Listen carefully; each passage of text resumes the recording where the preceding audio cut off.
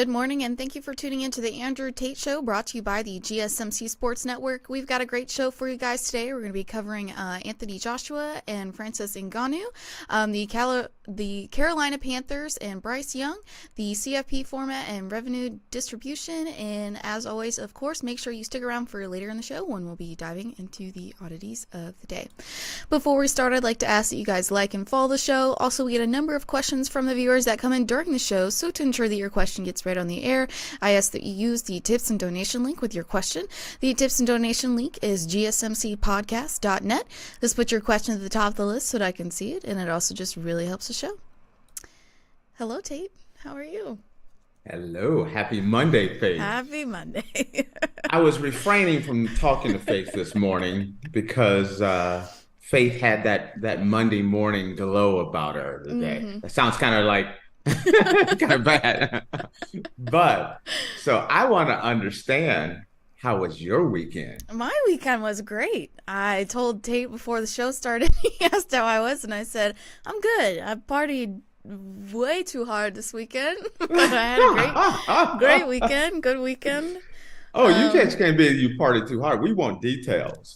All right, so not Friday, too many details now. You got to pull back on some of them now. I got you. Friday night, I hung out with some of my boyfriend's co-workers, and we had a great time. We went and did some pool and bowling at one of the bars here, and then just did more pool at another bar. I mean, I didn't play pool. I'm not good at pool. I'm horrible at it. So, and then we ended up going back over to one of their apartments afterwards, and I don't think I was asleep in bed until like 6 a.m. So in other words, you were drinking until 6 a.m. Is that what you're telling us? Yeah, yes and no. I'm very good about pacing my drinks, so I wasn't like I was like super drunk at 6 a.m. But you know, Miss Grammy over here gets up at 5 a.m. every morning and goes to bed at like 9, so staying up past the time that I would normally be awake was a lot. And then I had to go to work the next day after that, and then we ended up going out again Saturday night. We didn't stay out that late, and then yesterday, my boyfriend did a pop-up with some of his co-workers, and they did like food pop-up at a brewery, and so I went to that. And Faith's boyfriend is a pastry chef, am I right? Pastry, I mean, he didn't do pastry this time, but yeah, pastry chef in general, yeah. Now, all this partying this weekend, is this because of spring break? Or is this just happen to be the weekend to This just happened to be the weekend. Listen, the bangs were on point, and you're like, let's go. Working in the service industry, I'll tell you what, service industry people know how to party. Oh, girl, I got a story I could tell you that will not be on air. But oh wow, yes. Yeah, it was a fun weekend. Had a good time, but I'm tired. Here's the thing. I'm over here thinking about work, and like my whole schedule is weird now. So being in Europe and being based in America, you know, you guys just went to daylight savings time, right? Yes, which I forgot about. That doesn't start for us for 3 weeks. Oh, well. So appointments on my schedule that would be normally, like this call is normally at noon. Mm-hmm. For the next 3 weeks, it's at 11. Yeah. And so I'm worried about this because this time change that I'm going to end up showing up really late for our show one day. And I'm a stickler. Do not be late on my appointments. Yes, Tate is a stickler when it comes on time. On time. Yes, I am. That face starts laughing at me over here. Okay, let's see. What do you got for me today? Okay, so we have Anthony Joshua versus Francis Ngannou that happened on Friday, I believe. Yes. So it was over before it really began in Saudi Arabia as Anthony Joshua pummeled his way past Francis Ngannou with a devastating knockout blow in the second round. It was a much needed victory for the 34-year-old who struggled to find his best boxing over the last few years, but this showing looked like the Joshua of old as he brutally aced past his opponent in Saudi Arabia. Coming into the fight, there was a lot of excitement surrounding Ngannou in what was just his second ever professional boxing bout.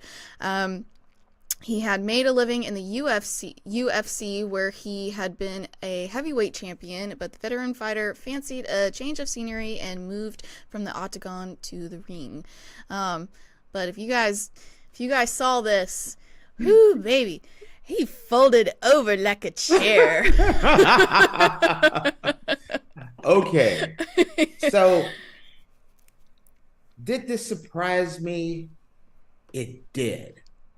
And it's kind of like I got tricked by the fool's gold.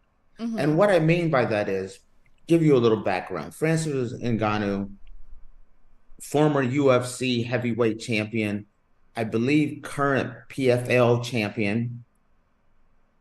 Francis Ngannou has been famous for the powerful knockout. He is that power punching guy that is rarely ever matched by anyone.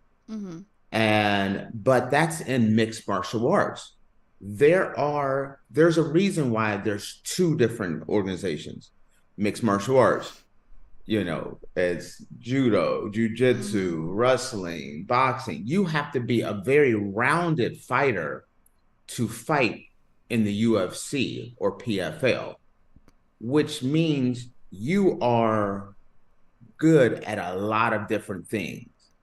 But rarely are you great at anything, because you can't, if you're practicing your boxing, then your ground game's has to suffer. You can't, where you're talking about Anthony Joshua, who is former heavyweight champion of the world, has been boxing since he was a kid, only boxing, only having to focus on boxing, defending, not worrying about takedowns and defending on your back and all of this stuff. And the reason why I was fooled is because this is what I thought was going to happen to Francis Ngannou against Tyson Fury, who is the heavyweight champion of the world. They fought, and many accounts, many people had Francis Ngannou winning, all to the point he even dropped the heavyweight boxing champion of the world. But when I watched this fight, it was quite interesting because Joshua didn't do kind of like what Tyson Fury, which was, I feel like Tyson Fury took him for granted, took him like, we'll have some fun and we'll take care of, and got his butt whooped. Many people thought he lost. If they would have said Francis Ngannou beat Tyson Fury, I would not have been shocked, because when you watch that fight was that close. Joshua didn't do this. Joshua wasn't playing around. No. Joshua came, there's this whole term called fumbling the bag. Joshua wasn't there to fumble the bag. He was there. It was a heist. He went in there. It was just another day of work for him, honestly. That's how it looked. Oh my God. And went in, clocked in, boom, boom, done, clock out. See, the thing was, what I thought was quite ingenious with him is Ngannou kind of came in his very aggressive state, throwing kind of like wild haymakers, which is kind of what made him kind of famous in mixed martial arts. And Joshua did something incredibly smart. He started with the jab. He set everything up behind the jab, either like a jab to the body, a jab to the head, a jab to the chest, a jab to the body, jab to the head. He just kept on with the jab, and then set him up with the big right hand. And that first right hand, he hit him, but I thought it was a slip initially because he slid. And like but Joshua has some power. People don't realize how much power that guy has. And Ngannou went down, and but I was kind of surprised at how long it took him to get like. When I heard the 8 count, I'm like, what the heck? He slipped. What is he getting up faster? And he got up on a count of 9, and I was like, that's weird. Mm-hmm. Then the next round, when he got hit, the one shot and he went down, but then when he set it up again behind that jab. Yeah. He threw that jab. It was a jab to the body, no, jab to the head, jab to the body, overhand right, dropped him. That's when he was on Dream Street. Yeah. And when he was on Dream Street, oh my God.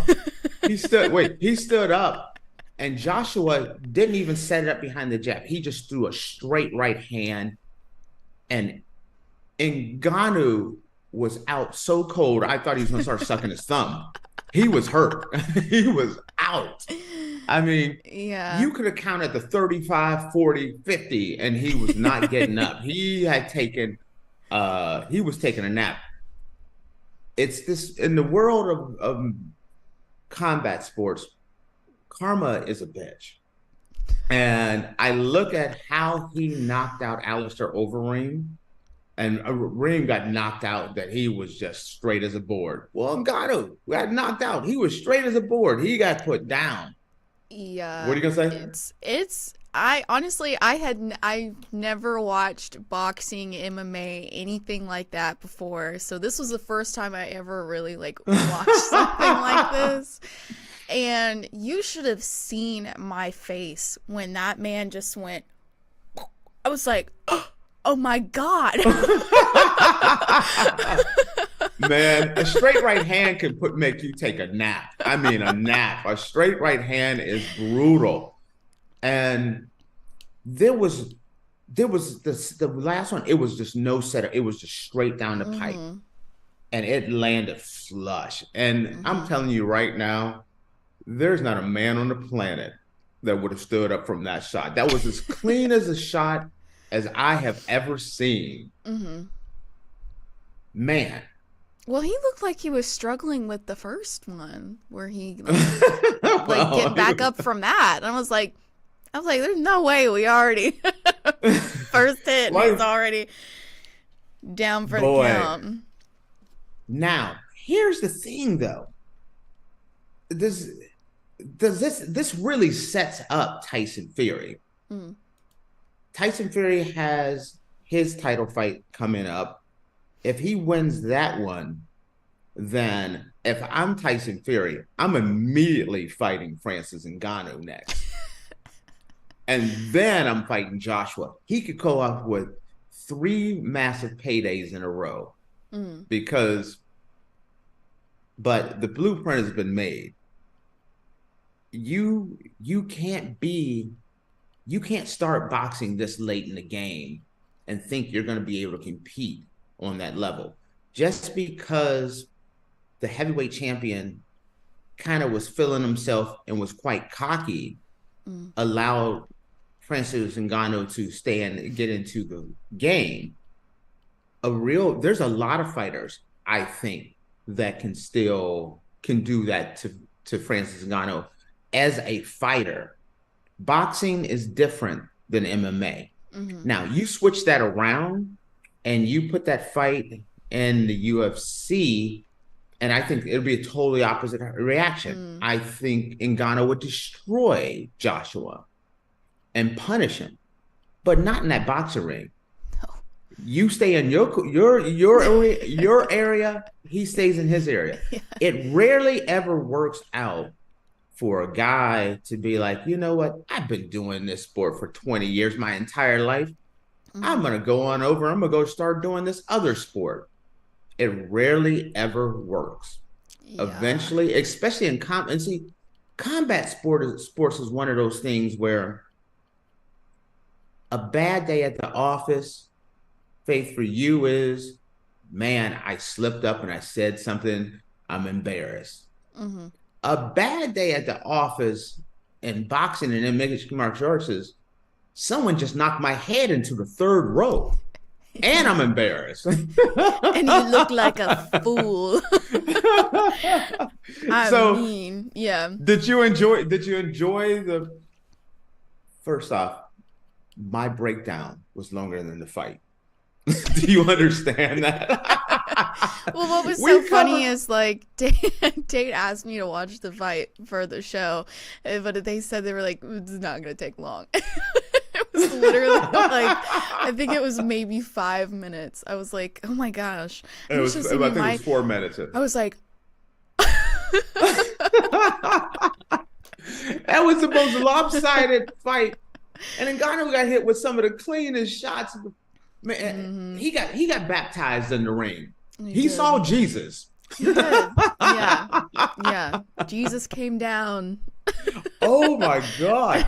I can't believe how he got hit. That man folded like a chair. It was crazy. Ooh. Yes, he did. I tell you what, the sad thing is Ngannou has to fight one more time. He doesn't have to, but they said he got about $20 million for this fight. And he's going to turn around and probably get another $20 million to fight Tyson Fury again. I take your 2 L's and call it. That's because I'm not retiring until I get that rematch. Hell, I'll take a beating for $20 million. And man, I just don't see him, like Joshua said he should keep with it and hold his head up. And I don't see it that way. I feel like he had a good showing against a guy that thought he was so far outmatched, that he outmatched him by so much that he didn't have to take him serious. And confidence got into the game. And that's what happened with Tyson Fury. There's only one chance for catching someone slipping. The next time they get in the ring, Tyson's going to take it serious. Also, when there's so many people that thought he lost that fight, coming back, he's going to want to prove something. And I could see him really, really punishing Francis Ngannou on the rematch.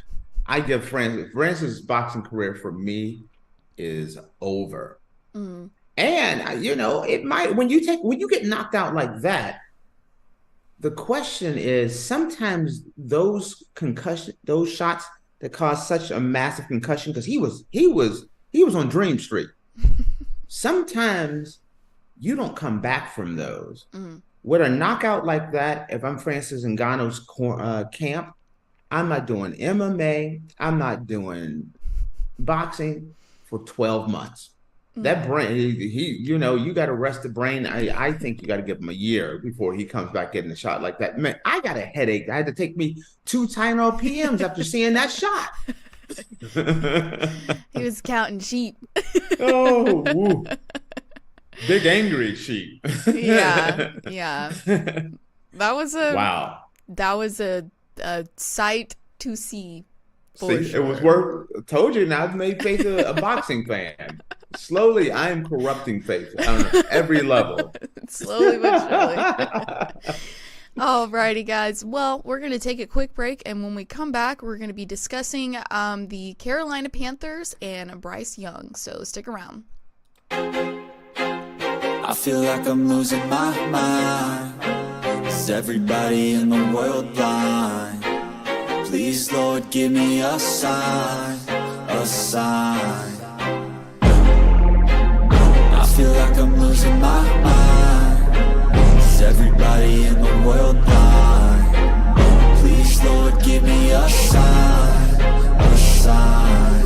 I wanna be the greatest. Everybody on the fake shit. I look around and feel like everybody is the fakest. I make this every day and I'm impatient, hoping one day I blow up from the basement. Statement, the top is so vacant. I don't hear shit that I think is amazing. Waiting for my day when I'm playing sold out shows for 1,000 faces. Hey, give me that crown, get in my way and to be put down. It ain't your place, all this my town. If I want that shit, then I'll get it right now. I'm losing it, the noose it fits, I'm losing shit. A stupid myth, you choose to live or choose to dip. You choose to fight or lose your grip and lose a gift. I feel like I'm losing my mind. Is everybody in the world blind? Please, Lord, give me a sign, a sign.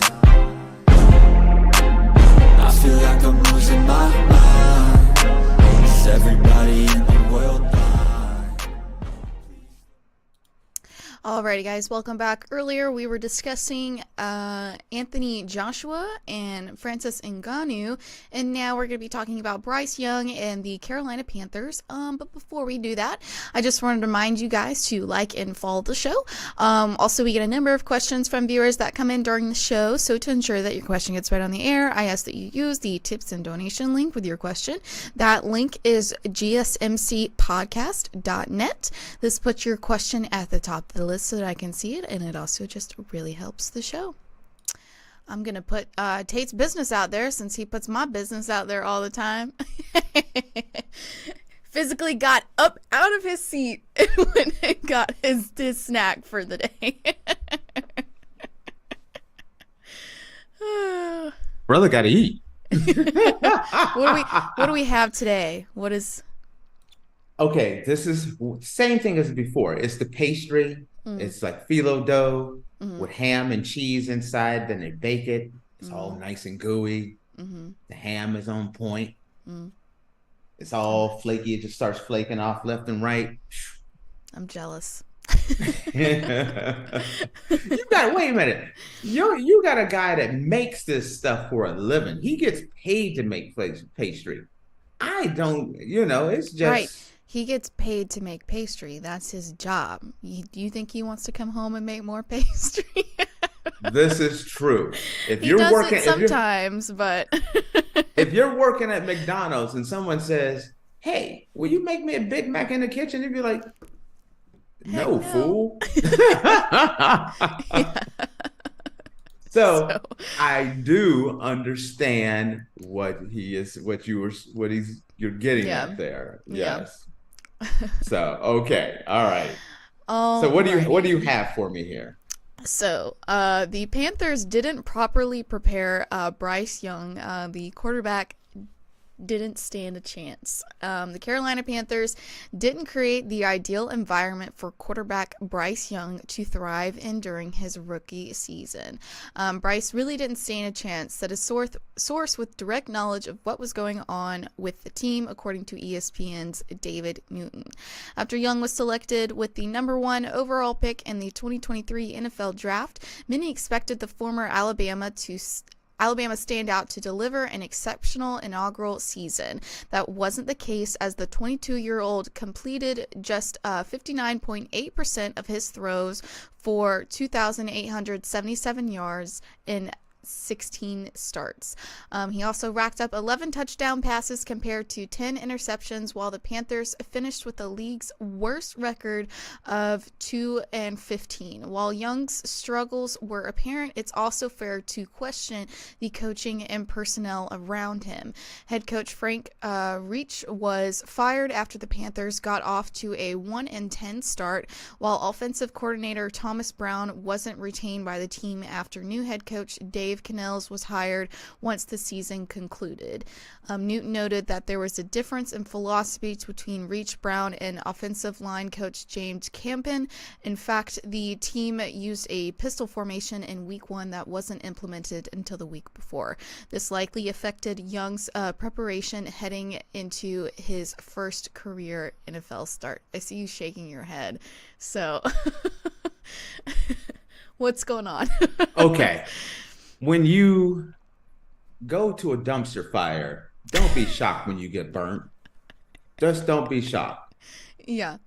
The Carolina Panthers, they have ran this, the way this team had been set up and been running the last few years has been an outright dumpster fire.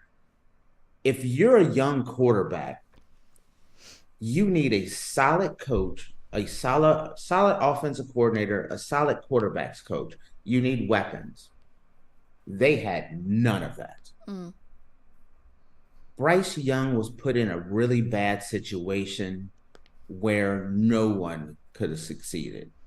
You insert anyone in this year's draft and put them in that same kind of situation, and you're going to struggle. You can't put a team like Carolina doesn't. I mean, poor coaching.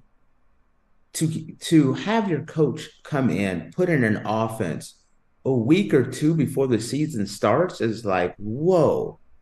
The whole point of the off season and training camp is to get your young quarterback acclimated to the offense, to his weapons, to everyone around him. And everything I was seeing and hearing is it was such a poorly ran organization, a poorly ran coaching staff. I'm not going to say owner, but the coach ran things so poorly that it really put him in like the absolute worst situation. And here's the dangerous thing about this. They traded up to get the first pick. Now the Bears have their pick, and that's the number one pick they have now. So they're really losing two number one picks, because the one they took last year and the one they're going to lose this year. By putting Bryce Young in a situation like that, you can ruin a quarterback at a young age. When a quarterback front comes to the league, confidence is their number one weapon. They have to believe, I can do this, I can compete at this level. And when you set them up to fail. Sometimes quarterbacks never come back from this. I often think about the way Browns did with Tim Couch, or Browns insert a lot of quarterbacks, how they just weren't set up for these guys to win.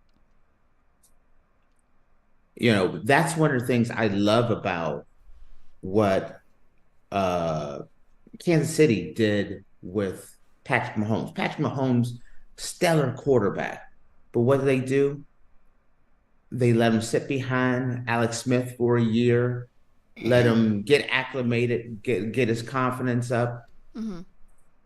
Patrick Mahomes wasn't this in college, but putting him in the right situation with the right organization, with the proper coaching, and Patrick Mahomes soared. You look at Aaron Rodgers being in Green Bay, sitting behind Brett Favre, gave him the ability to become a much better quarterback. This formula has worked for years, but the formula that rarely works is, hey, you're a dumpster fire organization with dumpster fire talent around you and a dumpster fire at coach. Hey, let's stick this guy in and just throw him out there. He was not put in a good situation. It's a shame. It's a outright shame, because now he has to go with a brand new coach, another season with all that extra pressure. And I don't know if Bryce Young will ever come back from this. And, this is a great example where many other teams in the NFL who are looking at drafting some of these quarterbacks need to protect their quarterbacks. When I look at, I wrote down a few. Spencer Rattler, he definitely needs, to go to the right organization. Bo Nix needs to go to the right organization. J.J. McCarthy, Michael Penix Jr.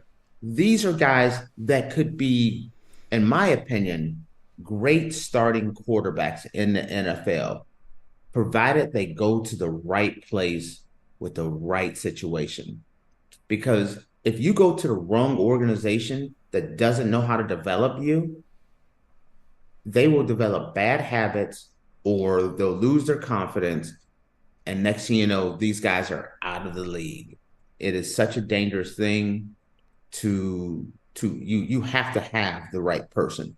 That's one of the reasons why, with the Bears and what their plans are, I thought the Bears should just start over fresh, brand new coaching staff, everything. And if you're going to bring in a quarterback, then match the coach, the general manager, and your starting quarterback, so that they're all lockstep of the same goal. Now, the Bears kind of have a weird situation there where they kept their coach. Well, in Carolina, now they have a brand new coach who's coming in, and it's like, hey, I didn't draft this guy. I didn't want this guy. This guy just got put on my lap. It's kind of like Russell Wilson with Sean Payton.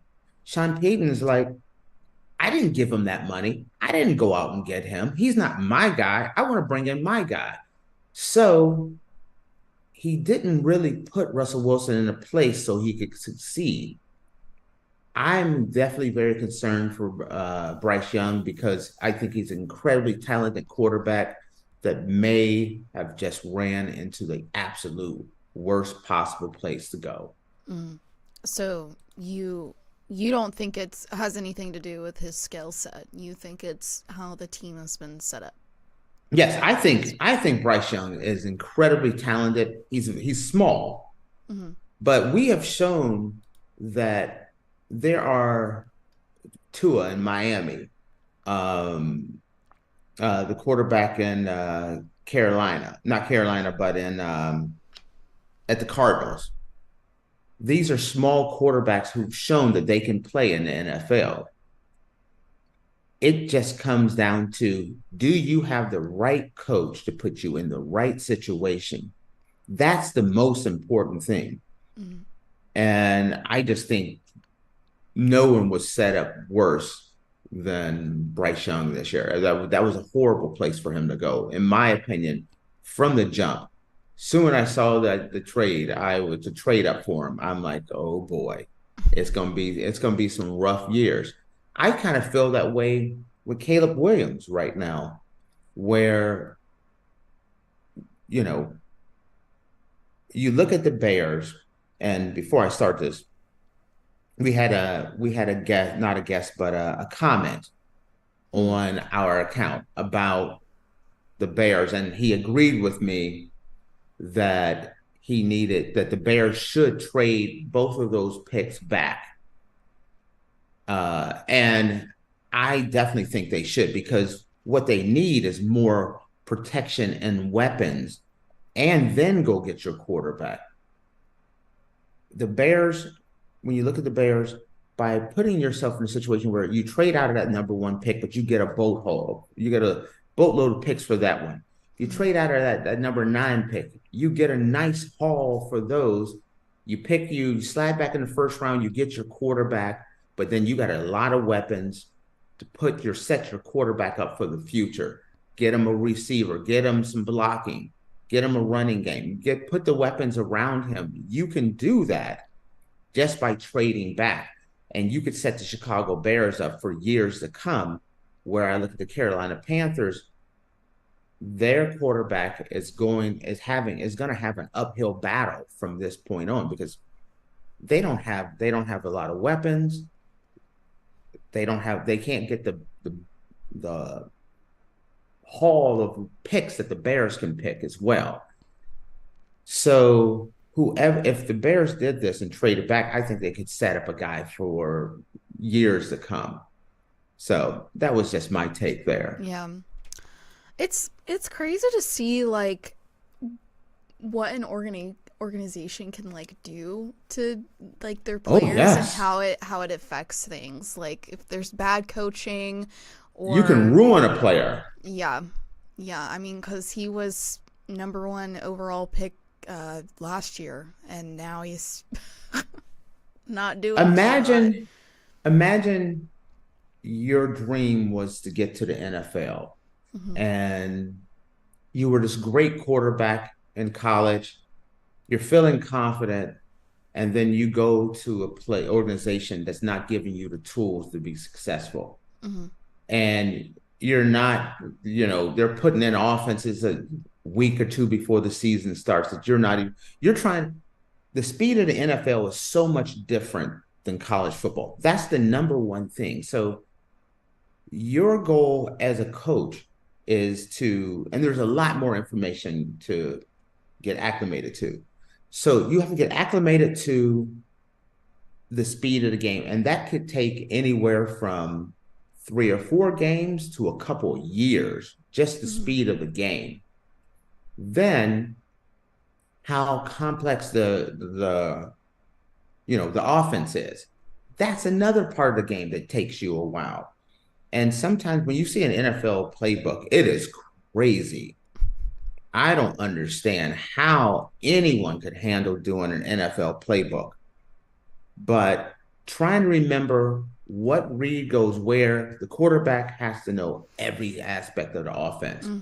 And then to have a situation where you're getting dumped in a brand new offense, which you should have had months ago.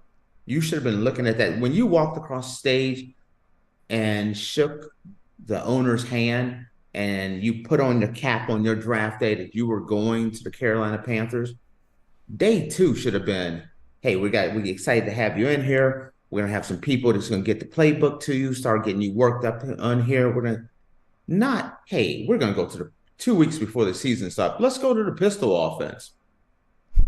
That's crazy. That's a move that a desperate team is doing. And it's a sin. So. Do you think Bryce Young will be able to come back for this? Or are you... Because I'm worried, no. And that's way too early to write him off. He's a great guy. And I don't mean it as an insult to him by saying no. I'm a little concerned that maybe he will not be able to, is because when I look at Carolina and what they did last year, and I look at Carolina and what they're planning on doing this year, there still doesn't look like there's a plan. So you have to get things in place. Get him some weapons. Get him some protection and weapons. More than anything. You're going to be bad. Carolina Panthers are going to be bad this year anyway. But get him the weapons he needs. Get the blocking, the receivers, the running game. Put all your efforts into making him comfortable. That should be the Carolina Panthers' number one goal. I just don't know if they're going to do it. So. Well, you kind of feel bad for him. He's a great guy. Yeah. I just think he just went to a great guy that went to a bad situation. That's the way I look at it. Yeah. And sorry for you Carolina fans if you don't like what I've said about you guys, but sorry. Love Carolina. Right now, hate the team. hate the, love Carolina, hate the team right now. Would love to see you guys do better, but unfortunately, I don't see you guys getting any better anytime soon. And if you miss on your quarterback, if you don't get him the weapons, and if you've missed on Bryce Young, you set your team back almost a decade. Yeah. And that's something that's hard to come back from. Well, sorry, Carolina. I hope I'm wrong. I truly hope I'm wrong, because I would love to see him do well, but it don't look good.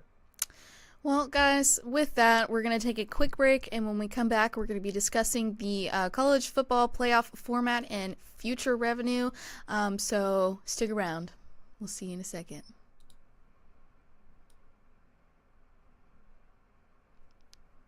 For the best and latest podcasts available anywhere, go to the podcast app on your cell phone and type in GSMC to access free content-rich podcasts on health and wellness, book reviews, sports, entertainment, relationships, social media, movies, technology, finance, and even weird news. Subscribe and download the GSMC Podcast Network's family of shows, available everywhere podcasts are found.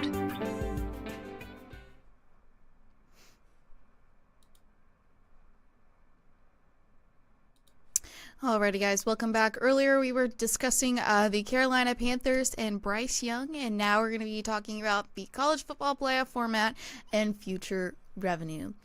Welcome back to what I call the reality TV show of college football. You know so much about it, don't you? I do now. Wait, did you do your intro for the segment? Yeah. Wow, I just tuned out then. I'm over here chomping on pastry. Didn't even see this. Didn't even hear you do this. Whoa, that what you went through. Too smooth. I missed that whole thing. I'm over here. Date's snacking during breaks. He's already had a bite. Giant chunk out of my snack here. Next thing I know, I miss a whole 30 minutes of Faith talking. Not 30 minutes. 30 seconds, probably. Okay. All right. I feel a little bit better that I just didn't ignore everything here today. Yeah. All right. So what's going on with As the World Turns? Oh boy. All right. So with the college football playoff format and future revenue in flux, here's what's on the table. As the college football playoff leaders continue to examine the future of the enterprise, the industry sits on edge. The Big Ten and SEC flex their muscles, basically. The Big 12 and ACC toil over compromise. Playoff formats and revenue models continue to circulate. A deadline looms. An agreement is absent. And for some, a troubling certainty exists. Any deal reached will drive a further financial wedge among the four major conferences. The CFP is barreling towards a new format and revenue model that skews towards the new Power 2 of college athletics, creating a more formal delineation, it's Monday, between the two groups, the SEC and Big Ten, the ACC and Big 12. While the Power 2 separated themselves long ago through increased revenue streams and recent expansion, a new playoff model is expected to draw a more permanent line, using an uneven revenue distribution, a tangible separation, and forming between college football's halves and those that were once variable equals in the space. So, any decision on a playoff format is taking a backseat to a more significant piece. Money. Money. Yeah. Okay. You know, the Big Ten and the SEC are just flexing. They're just like, they're the big bullies in the school. They're like, give me your milk money. They're just slapping everybody around right now. Mm-hmm. It's unfair what they're doing. It is absolutely unfair. Yeah. Mm-hmm. Okay, the playoff model's up for, Mm-hmm. you know, when they first started talking about this, and it was like, okay, I get it. They're the bigger conference. So then the first they're like, we want automatic bids. Well, it's never happened. There's not a playoff organization in the world that says, hey, the NFC East, they're the richest conference, so they're automatically getting two bids. The Cowboys and the Commanders are automatically in the playoffs this year. Mm-hmm. Do you know how many people would be so mad about that? There'd be riots in the street. Of course there would be riots in the street. People would lose their mind. But that's what the Big Ten and the SEC demanded. Mm-hmm. Originally, they wanted 4 teams automatically in. Yeah. So the compromise is, hey, we get 3 each. So 6 between our conference there. We get 6 people. Then it was like, you know what? Our conference, we want to buy too. Meaning, whoever wins the SEC, don't matter how they want it. Whoever wins the Big Ten, no matter how they want it, they get automatically moved to the second round of the playoffs. Mm-hmm. We used that example before. Before anything is done, you're automatically going to put the Dallas Cowboys in the second round of the playoffs. Mm-hmm. People would lose their mind over that. Yeah. But that's exactly what the SEC and Big Ten wants. Mm-hmm. They want their champion to automatically get moved to the second round. That's crazy. But everyone's okay. Everyone eventually was like, you know what? We're gonna let it slide. We're gonna let this slide. We're gonna do our best to keep this thing going. Mm-hmm. Then it's like, hey, one more thing. By the way, just one little smidget left. We want most of the money too. Mm-hmm. Automatically, right off the top. Yeah. So we want a larger chunk of the pie on top of that. Not to mention, so before any games are ever played, they want to have it so that they get a big chunk of the money off the top. Mm-hmm. Then, for their teams already making it to the second round, they get more money because their teams are automatically in the second round. Here's my thing. Uh-oh, Faithlin jumped in here. You pick one. You can't have both. No, all three. That's three. You get 3 teams in, they will buy and more money. I feel like if you want more money, you don't get automatic bids in the playoffs. Right. Pick one. No. You get one. No, they got 3. They want 3 teams in the playoffs and an automatic buy, and they want all the money.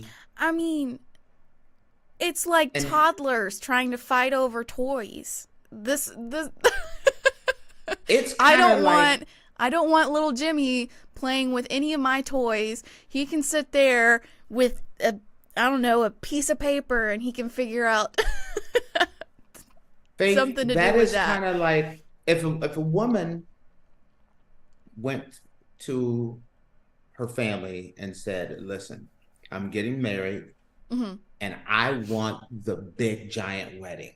Mm-hmm. I want it at Disney World. I want it at the Magic Kingdom. I want you to rent out the Magic Kingdom for my wedding.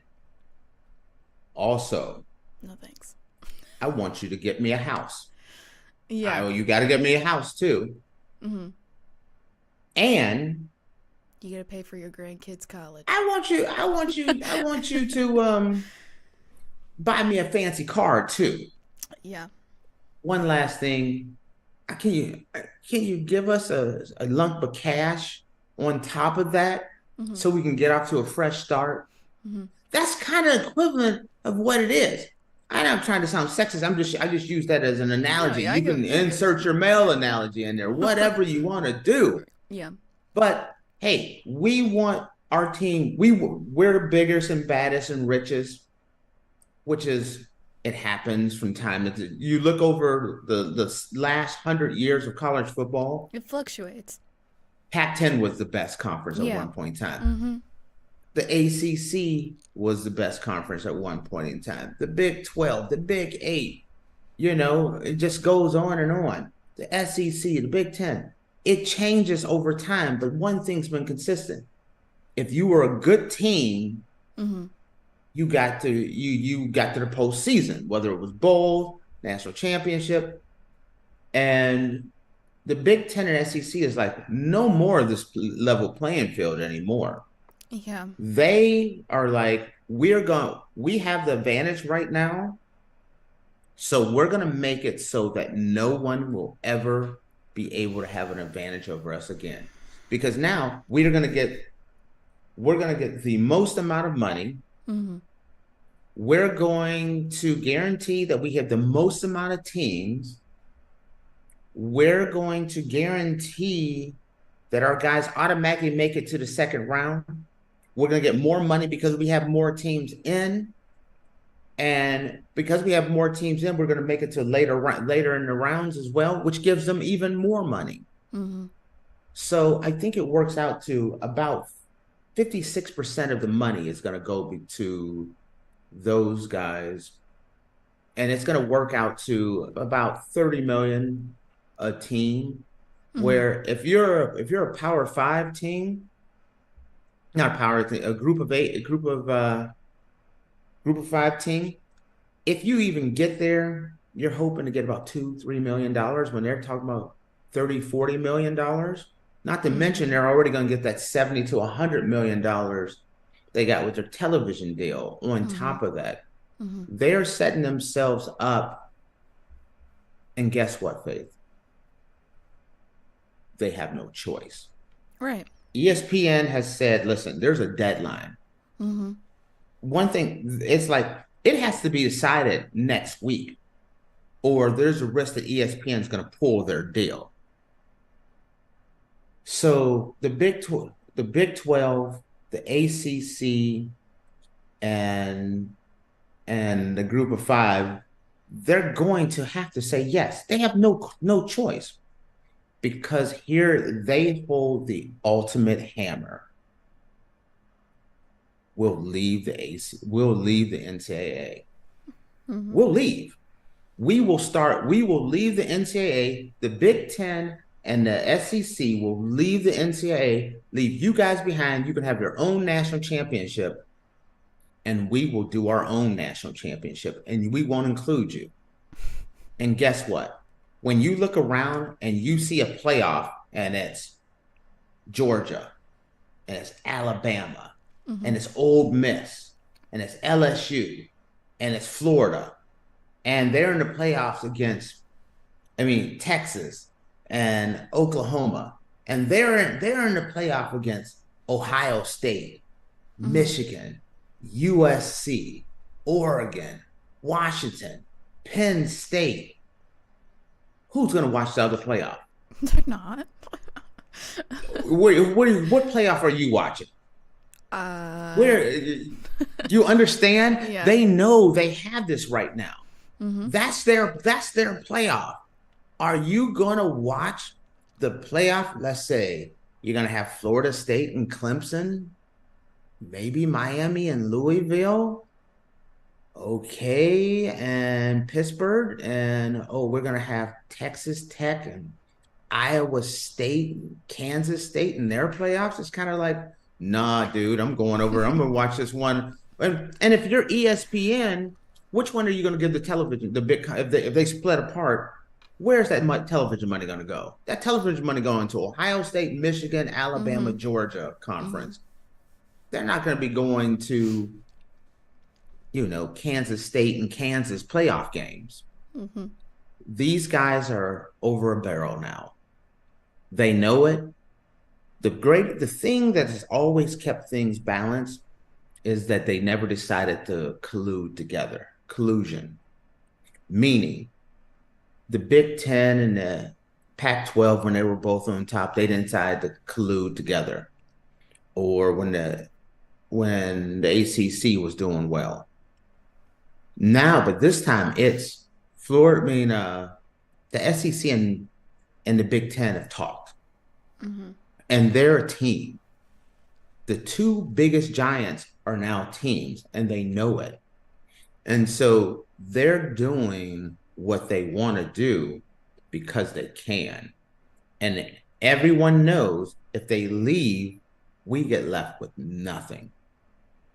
And the whole concept of not only this is not only set up like, hey, 3 teams, automatic bye, more money for the college football playoffs.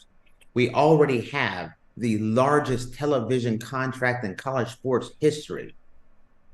Now, you're sitting there and you're Florida State or you're Clemson or you're Utah or Miami or North Carolina, and you're like, soon as we can, we're leaving and we're going to that conference. Are you going to stick around in the ACC? No. Now you see, are you going to stick around in the Big 12 when you could get left out? And that's the Pac-2. That's the Pac-12. We didn't bring them up. You just pour a little bit out on the sidewalk for your dead homies over there with the Pac-2.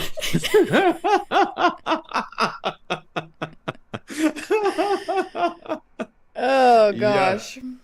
So the NCAA is in big trouble, and there's not a real solution because these guys are flexing, and they're flexing hard. The thing is like, as much as I am a Georgia fan and Georgia is in the SEC, and I would, if they got an automatic bid into the playoff, I would be like, yeah.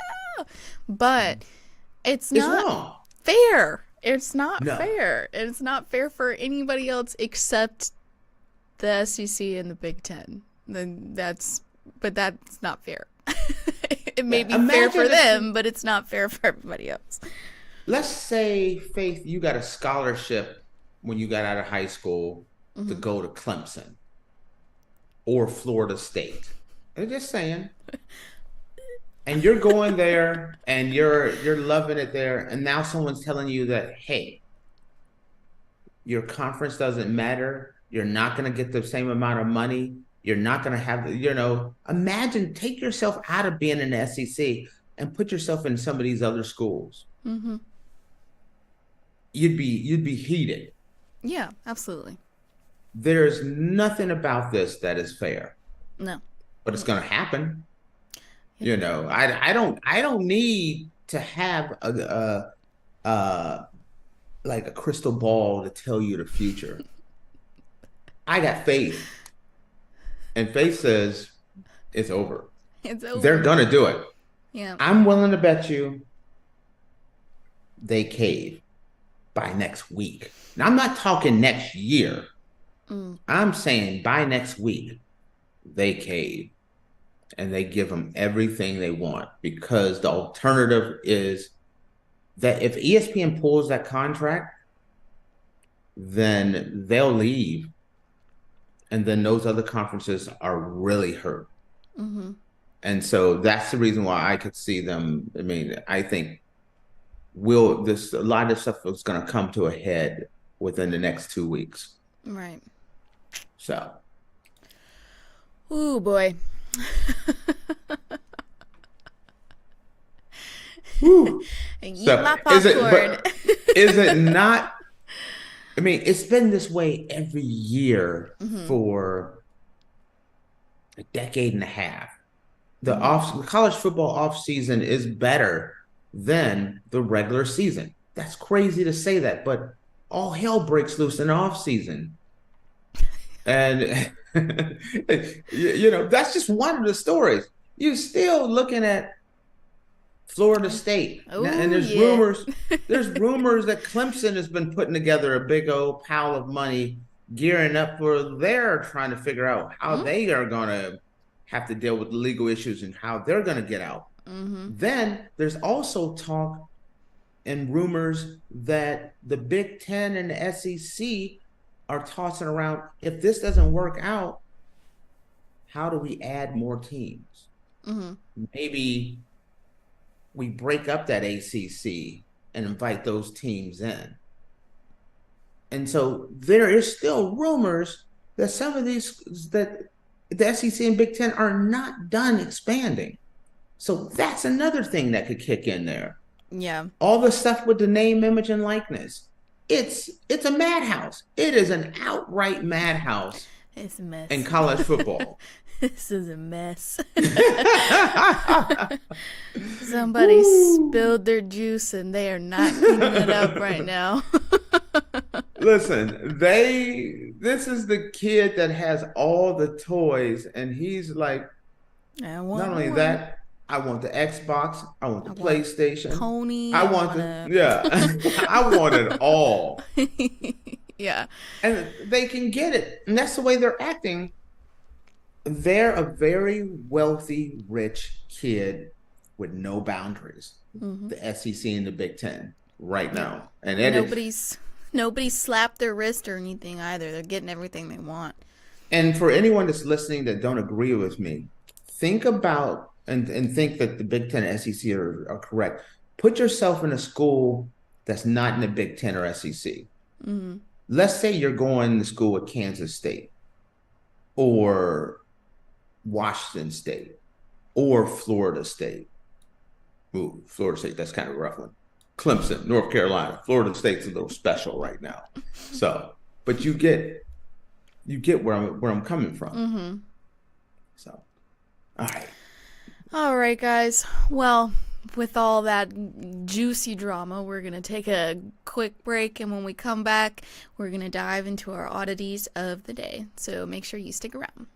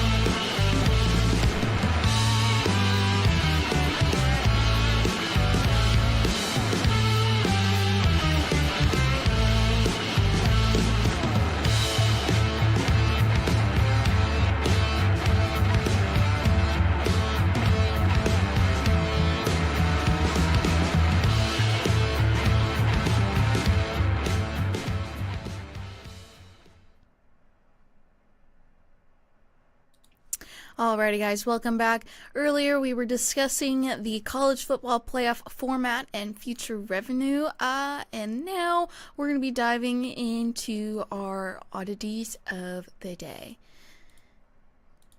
Got a good one. I think it's a good one. You know what? I'm ready for this one. Are you ready? I've had a snack. Another bite of his sandwich. I'm ready. I'm ready to Tate's- do this. Tate's rubbing his food in my face like I'm I'm gonna have to start getting show snacks too. It's just one of our things that we do. It's these Portuguese snacks. They're so delicious. Alrighty, so a disappointed granddad leaves his grandchildren only 50 pounds from a 500,000 pound fortune because they didn't visit enough. Yeah. A granddad left five of his grandchildren 50 pounds from each of his 500,000 pound fortune after being disappointed that they did not visit him enough.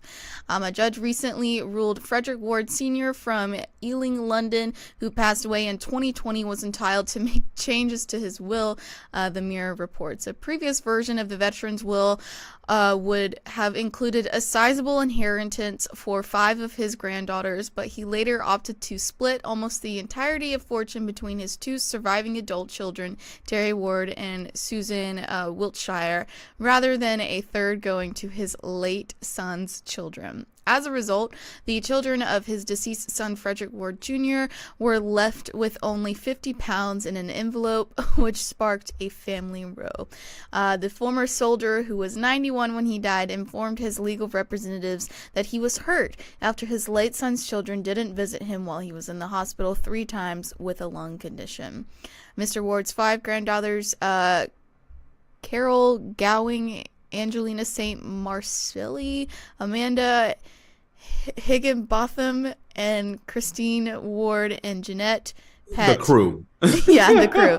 Sued after finding out that they had been disinherited. The sisters claimed they should be entitled to their late father's 1/3 share of the veteran's fortune. In the argument, the grandchildren asserted that their aunt and uncle had unduly influenced their grandfather, which resulted in this decision being made. But the judge basically ruled, like, sorry. So, but real quick, we got a comment said, "Whoa, Mark." They asked if this was live. Yes, this is a live show. Hello. Hello. Yes, it is live. Yes, this is a live show. Anyway, so yeah. Okay. The guy in the story is not live. Just for the No, record. he's not alive. But we're live. We're alive. How do I know? Because I've been eating snacks. Yeah. Mhm. Okay. I know more about this than I should. I've seen this happen more times than I can count. Uh-huh. And it's crazy. First off, the grandkids that only got the 50 pounds, you kind of fumbled the bag. You did. It wasn't like Grandpa was asking you to change his depend undergarment. He just wanted you to come visit. Yeah. Sit down on the chair at the edge of the table, by the bed in the chair. Hey, Yeah. Gramps, how you doing? You want to watch the game? Now you're gonna sue after he's gone? Mm-hmm. Spend time with him. That's what you should have done. Don't be upset and now you're mad at him because you didn't handle your business. He's your family, so love him. Mm-hmm. Now, on the other side, I've seen this, and sometimes when people get older, their mind isn't quite what it used to be, and it kind of maybe they're grumpier and things of that nature. And it's harder for people to be around them. Mm-hmm. I've seen friends of friends who their parents have used their inheritance as a weapon. Yeah. If you don't do this, then I'm taking you out of their inheritance. Mm-hmm. And that happened. I've seen that happen. I knew a person who took care of their parents all the way to the end, except for, let's say, I think it was like the last 6 months. And, there was other things going on. And last 6 months, the caretaker took care of him. And the guy changed his will and left everything to the caretaker. Now, and see, that's the tough thing, because in that particular case, they took care of him that entire time, except for the last 6 months. Things came up, but things are so volatile with someone in their health and their life that sometimes people hold grudges. Yeah. There's never a right or wrong answer to this one. You know what I mean? Because woo, when you're looking around, you open that check and you're like, what did Paul get me?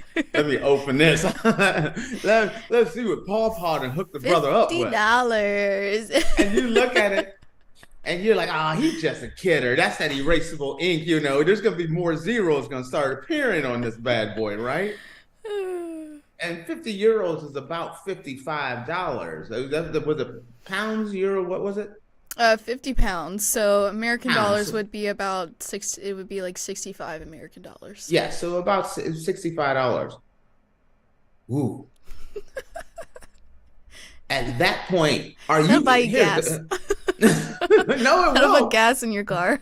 Gas is about, in Europe, gas is about $8 a gallon out here. Jeez. Yeah, eight something a gallon. It don't get as far as I'm complaining about $3 a gallon. Oh no, I laugh at you guys all the time when y'all tripping on gas prices. That's you fools. But if that has happened to you, a lot of times people just look at this and be like, oh, the one that got the money, he manipulated them. They want to find someone to blame. Maybe the blame should have been looking back at yourself. Maybe the call is coming from inside the house. Hello. Yeah. Exactly. Maybe just should have picked up the phone, started calling, going to visit. Not because of the money. You should want to be able to spend time with your parents and your grandparents. And sometimes it's hard, but sometimes you got to take take the bitter with the sweet. And this one, there's zeros involved on this one. Lots of zeros too. A couple extra visits. Maybe tuck Paul in a little bit, feed him some oatmeal. You could have been swimming, and instead of having enough for now, look what you've gone and done. Now, if it was you, would you be looking back at this and mad at him, blaming the other sibling, or would you say, "Man, I wish I would have done more"? Okay. Let me tell you something. All these people that always get so upset about the amount of money or stuff that is left to them through inheritance after the person dies. If you're upset about it, about what that person left you, in my opinion, if you're upset about it, you didn't really care about that person. But you don't understand how many people feel like they're entitled to it. You should be sad, devastated, upset that this person is no longer with you and is no longer in your life. And if your big worry is that granddad left me $65, then I think there's your answer. Right. Wait a minute. There. Wait a minute. I'm gonna call a time out here. But you could have your cake and eat it too. You could have got the inheritance. You could have spent your time with him and took care of all of it. You fumbled the bag. You fumbled everything because, and I'm not trying to be crude by saying you fumbled the bag because you have to be fake. I'm just saying, when you have elderly parents, you want to spend as much time with them as possible. When I go home, I was just home in October for a month. There wasn't a day that didn't go by that I didn't spend time with my mom and my dad every single day. Sometimes 2 and 3 times a day for a month, because you got to cherish the time you have with them. Absolutely. Now, if some extra zeros get added to that, that's an extra bonus. That's, Yeah. They could have had everything. They could have had the cake, the ice cream, and the sprinkles, and they blew it. And now there's only person you can look at is yourself, because even if your grandfather or your dad was grumpy and a bitter old man, sometimes you gotta have thick skin, and you just gotta let it slide, because you gotta cherish who they were. And so that's kind of the way I say. Yeah, if you cherish what they were, you'd have cherished what you got. There are consequences and repercussions. Consequences and repercussions of your actions. Girl, I would have reached through and give you another one of those virtual hugs. That's right. I couldn't have said it better. A wise man must have told you that. There is consequences and repercussions for your actions. There are. And this was a big one. A big consequence and repercussion for your action. All you had to do was go see Granddad in the hospital. I'm waiting on the moment you're hanging out with your friends or your family, and that just comes out naturally. Well, there's consequences and repercussions for your actions. Well, that's like, it's so funny. I think I was like watching a television show the other day, and some character's name was Becky, and I just started laughing. Because of the name Becky. And like the background of the name Becky on the show, it's like every time I hear the name Becky, it's like I stifle out like a laugh. Becky is a family member of the show here now. She is. That is hilarious, because you're kind of right. If you hear Becky, I instantly think of the show. Oh, and Becky should have been visiting Grandpa. Becky should have been visiting Grandpa. And Becky would have been just wiping some sweat off of Grandpa's head, maybe. Each time you pat that forehead and make sure he's okay and got him some fruit. That was an extra zero, Becky. You lost. Yeah. You could have been set. Yep. But I don't know. All you guys out there, listen. Uh-oh. Listen. Testify. Spend time with your family. It doesn't take too much time, honestly, and you'll regret it if you don't after they're gone, and you won't get any money. So. This is what we call a cautionary tale. Yes. You're lucky you got enough for some Subway. You got $65. As I found out through Faith, there's no longer those $5 footlongs anymore. No, they're no longer $5, and we'll just leave it at that. I apologize, Faith, but that's how I know. That's how I know that they're no longer $5 footlongs. That's how you remember.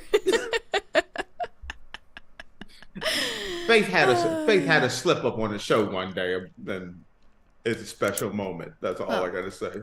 Any of you guys that want to know what the slip up is, you can check it out on YouTube.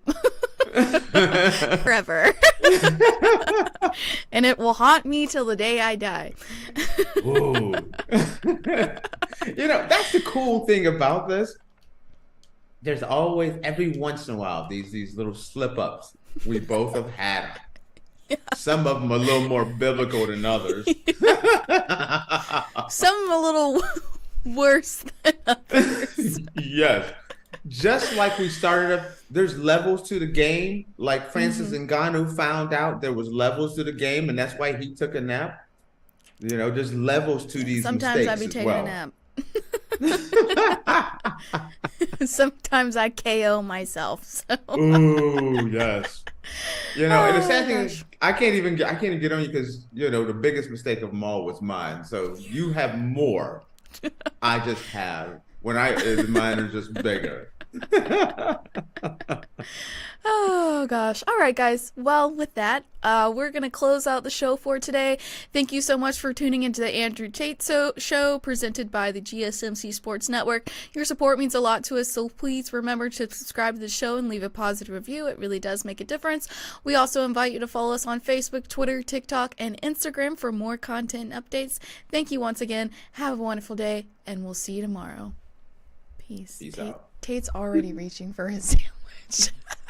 I was gonna grab it, but some crumbs start falling off. Gosh. All right, bye guys. See you tomorrow. Bye.